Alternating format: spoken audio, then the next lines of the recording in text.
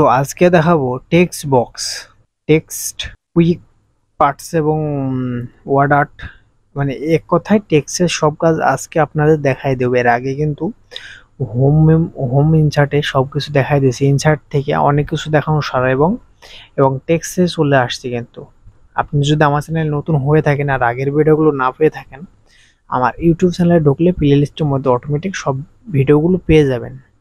আর তাছাড়া আমার এই ডিসক্রিপশনে ভিডিও লিঙ্কও, অন্য ভিডিও লিঙ্কও পেয়ে যাবেন এবং লাস্টে আগের ভিডিও লিঙ্কগুলো আপনি পেয়ে যাবেন। আপনি যদি আমার চ্যানেল নতুন হয়ে থাকেন অবশ্যই সাবস্ক্রাইবটা করে দিবেন এবং পাঁচটা বেল আইকনটি অল করে দিবেন পরবর্তী ভিডিওর জন্য। তো সর্বপ্রথমে আমরা হোম মেনুতে চলে আসবো কিন্তু মাইক্রোসফট ওয়ার্ড ওপেন করার সঙ্গেই।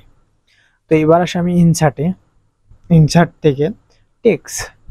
তো টেক্সট এখানে আছে টেক্সট বক্স, ওয়ার্ডার, আরও সব কিছু কাজ রয়েছে যেগুলো আমাদের বিভিন্ন মাইক্রোসফট ওয়ার্ডের লেখালেখি বলেন, যে কোনো কাজ বলেন, তখন কিন্তু আমাদের প্রয়োজন হয়।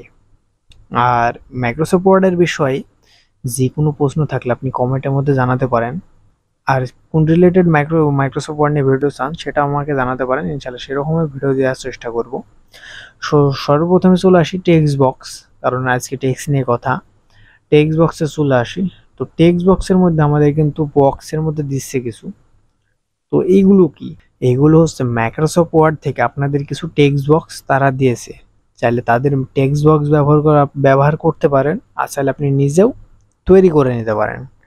এগুলো মাইক্রোসফট ওয়ার্ড থেকে দিচ্ছে। তো অনেকে বলতে পারেন যে নেটওয়ার্ক কানেকশন ছাড়া কি এগুলো পাওয়া যাবে? হ্যাঁ, এগুলো পাওয়া যাবে, কোনো সমস্যা নেই, আপনার নেটওয়ার্ক কানেকশনই দরকার নেই।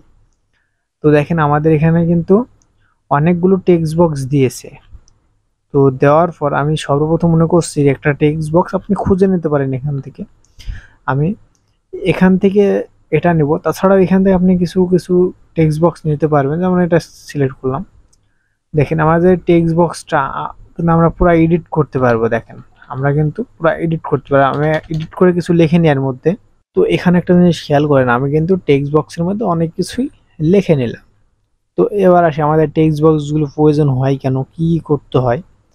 আমাদের টেক্সট বক্সটা যেখানে ইচ্ছা সেটা নাড়াতে পারছি, কিন্তু টেক্সট বক্সটার প্রয়োজন আমাদের বিভিন্ন সময় যে কোনো পেজের করলে আমাদের প্রয়োজন হতে পারে। কিন্তু আমরা এই টেক্সট বক্সটা আমরা নাড়িয়ে নিয়ে বেড়াতে পারবো, যে কোনো স্থানে রাখতে পারবো। কিন্তু টেক্সট বক্স চাইলে আমরা টেক্সট বক্সটা এদিকে টান দিয়ে বড় করে নিতে পারি, চাইলে আরও এদিকে ছোট করতে পারি, মানে আপনাদের এক কথায় যেমন প্রয়োজন তেমন করে টেক্সট বক্সটা নিতে পারে। তো আমরা কিন্তু এরকম করে খুবই সহজে টেক্সট বক্স কিন্তু তৈরিও করতে পারবো। কিন্তু অনেক সময় কি হয়, আমাদের নিজে তৈরি করা টেক্সট বক্স যদি প্রফেশনাল আমরা হয়ে যায় তখন কিন্তু নিজেরটাই ভালো লাগবে। যখন প্রফেশনাল হতে পারবেন না, একেবারে নতুন, তখন কিন্তু তাদেরটাই ব্যবহার করতে হবে আপনাকে, কারণ যেহেতু আপনার কোনো কিছু এখানে করার নেই, কারণ আপনি তেমন পারেন না। আপনারা টেক্সট বক্সটা বড় ছোট সব রকমই কিন্তু করতে পারছে। তো অনেকে বলতে পারেন যে ভাই টেক্সট বক্সও দেখালেন, এবার টেক্সট বক্স আমরা হাতে তৈরি করবো কিভাবে? তো আমরা এই ইনসার্টে চলে আসি।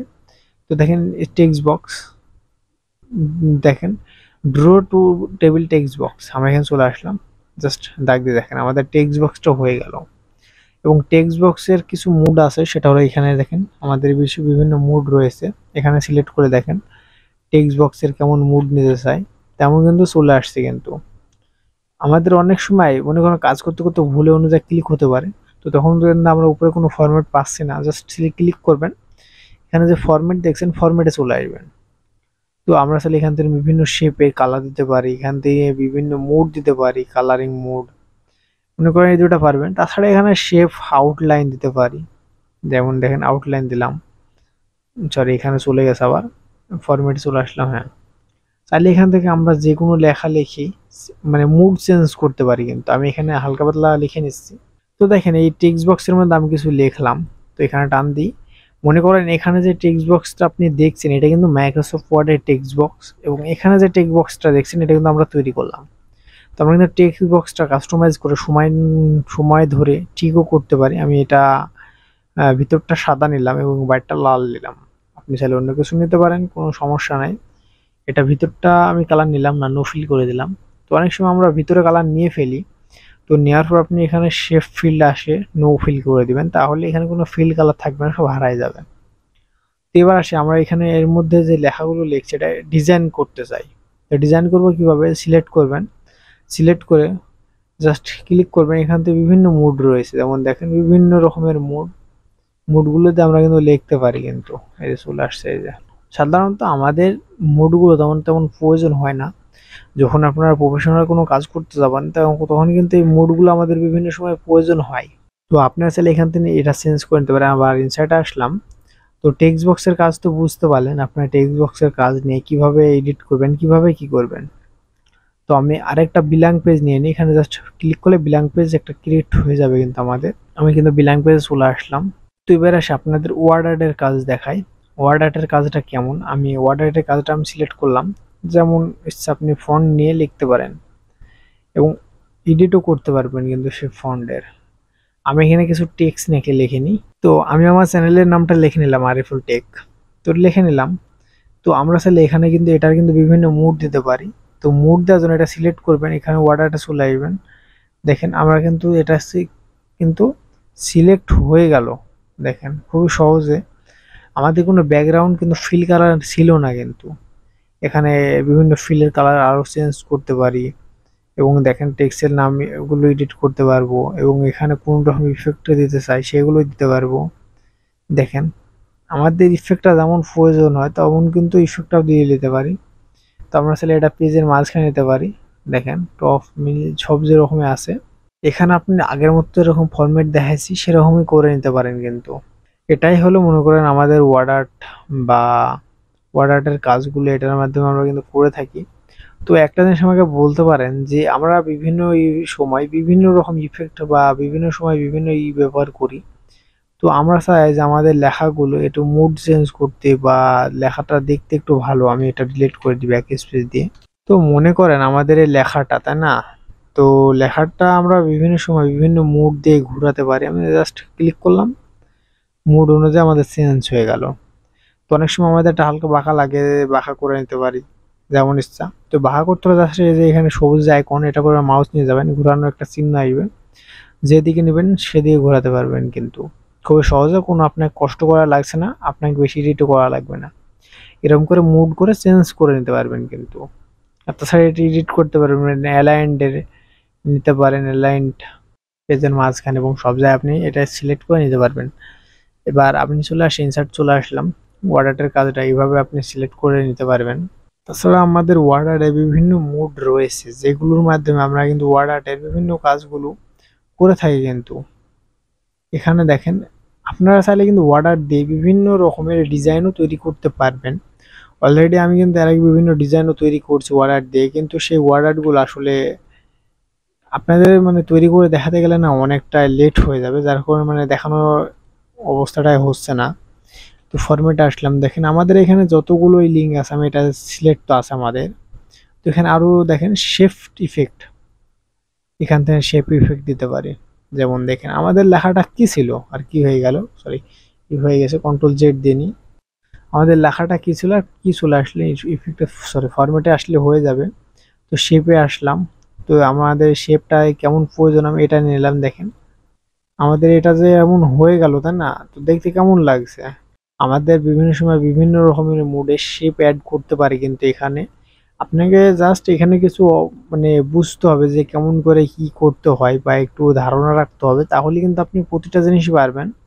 মনে করেন আমাদের এটা অনেক সময় বড় হচ্ছে, আমরা ক্রপ করে কাটতে চাই, তো অনেক সময় পারবেন কিন্তু, এবং এটা রোটেটও করতে পারবেন। এখন রোটেটে আসে বিভিন্ন রোটেট, এখানে জাস্ট বিভিন্ন রোটেট দেখাই দিচ্ছে কিন্তু মাউস ক্লিকের সঙ্গে সঙ্গে।